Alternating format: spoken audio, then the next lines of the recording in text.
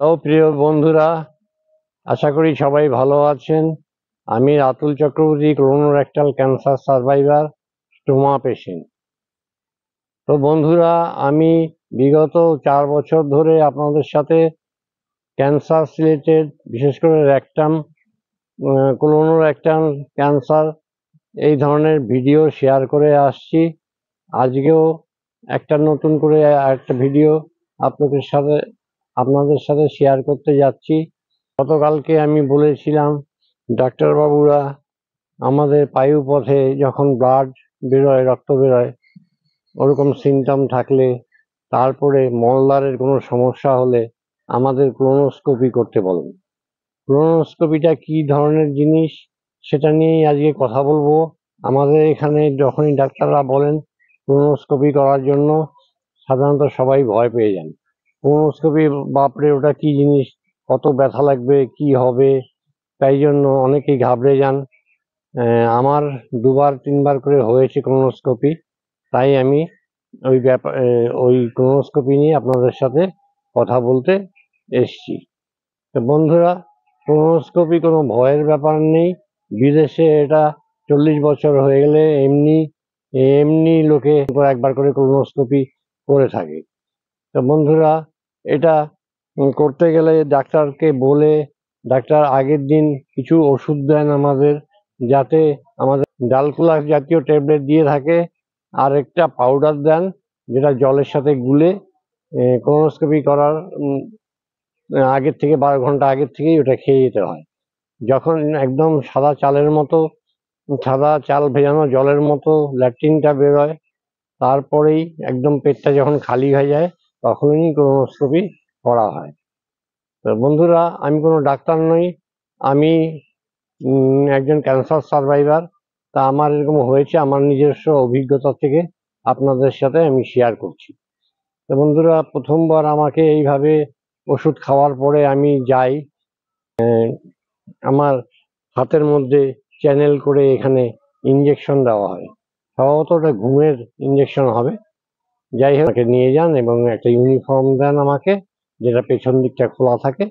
সেই ইউনিফর্ম পরার পরে আমাকে বললো বেডে শুয়ে পড়তে। পেছন দিকটা দিয়ে ডাক্তাররা একটা নলের মতো থাকে, জাস্ট কেবিলের পাইপ যেরকম হয়, কেবিলের তার যেরকম হয়, ওই ধরনের একটা পাইপ, ঠিক মাঝের এই আঙ্গুলটার মতো এরকম চওড়া। ওর মধ্যে ক্যামেরা, হাওয়া দেওয়ার যন্ত্র, ক্যামেরা, তারপরে জল, সবকিছু ওর মধ্যে থাকে। ওটা ভেতর দিয়ে ঢুকিয়ে দেন। হুম যাই হোক, আমি তো টের পাইনি, আমি সেন্সলেস হয়ে গেছিলাম। ওটা ভেতরে ঢুকিয়ে দিয়ে ভেতরে কি কি আছে আমার, সবকিছু ডাক্তারবাবুরা দেখেন। তো যাই হোক, কিছুক্ষণ পরে আমাকে ডাকলেন, ডেকে বললেন আপনি উঠে যান, ড্রেস চেঞ্জ করে আসুন। আমি বললাম কি, আমার কোলোনোস্কোপি হয়ে গেছে? বললো হ্যাঁ হয়ে গেছে। তা আমি বললাম আমি তো টের পেলাম না। বলে আপনি বুঝতে পারেননি? আমি না, আমি কিছুই বুঝতে পারিনি, আমি তো স্বপ্ন দেখছিলাম। বাহ, এর মধ্যে আপনারা স্বপ্নও দেখলেন, খুব ভালো, বলে সিস্টার হাসলেন। তারপরে আমি ড্রেস চেঞ্জ করে আসলাম, আমাকে দিয়ে দিলেন, আমার রিপোর্ট টিপোর্ট ডাক্তারবাবু দিয়ে দিলেন ওখান থেকে। আর ওই ভেতর থেকে একটা মাংস, ওদের সন্দেহ হলে পলিপস আছে কিনা ওগুলো দেখে, আলসার আছে কিনা দেখে, কোথা থেকে রক্তটা বেরোচ্ছে, এগুলো কোলোনোস্কোপিতে সব ধরা পড়ে যায়। ওখান থেকে সন্দেহ হলে ওরা একটু মাংসের টুকরো, একটা চিমটা মতো থাকে, এরকম চিমটার মতো, ওটা সাহায্যে বার করে নেন। ওটা পরে ল্যাবে পাঠিয়ে দেন। ল্যাবের থেকে ওটা পরীক্ষা হয়ে ডিটেক্ট হয় ক্যান্সার আছে কিনা বা নর্মাল কিনা, সেলটা, ওই টিউমারটা, পলিপসটা, এই ধরনের দেখা হয়। তো এই ধরনের একবার আমার হলো। দ্বিতীয়বার আমার অপারেশনের ঠিক আগে আমি যে নার্সিংহোমে ভর্তি ছিলাম, সেখানে আবার আমাকে কোলোনোস্কোপি করতে হলো। সেখানে ডাক্তারবাবু আমাকে নিয়ে গেলেন, নিয়ে যাওয়ার পরে আমার কাগজপত্র সব কিছু দেখলেন। সব দেখার পরে আমাকে বেডে শুইয়ে দিলেন। শোয়ার পরে ডাক্তারবাবু আসলেন, আমাকে জিজ্ঞেস করছেন আপনার বাড়ি কোথায়? আমার বাড়ি হাবড়া। বলছে বাহ, বনগা লাইনে? ডক্টর কথা বলছি, বলতে বলতে একটুখানি হালকা ব্যথা লাগলো। হ্যাঁ, ব্যথা লাগলে আমি ভাবলাম যে আগের মতো আমাকে সেন্সলেস করবেন, সেন্সলেস করে কোলোনোস্কোপি করবে। তা আমি সেই ভেবেছি, কিন্তু চট করে ব্যথাটা লেগে আমি আহ করে উঠলাম। তখন বলছে, বাস বাস, আর আর কোনো অসুবিধা নেই, আপনি চুপচাপ থাকুন, যেইভাবে শুয়ে আছেন ওইভাবে থাকুন, আর কোনো অসুবিধা হবে না। তারপরে ডাক্তারবাবু যখন ওটা করছেন ওনার কাজ, তখন আমি জিজ্ঞেস করলাম, ডাক্তারবাবু আমার সমস্যাটা কি সাধারণত নাকি বড় সড়ো, অপারেশনটা কি খুব বড় হবে, টিউমারটা কিরকম আমার? তখন ডাক্তারবাবু বললো, আপনি দেখবেন, দেখতে চান? তাহলে পেছন দিকে ঘাটটা ঘোরান।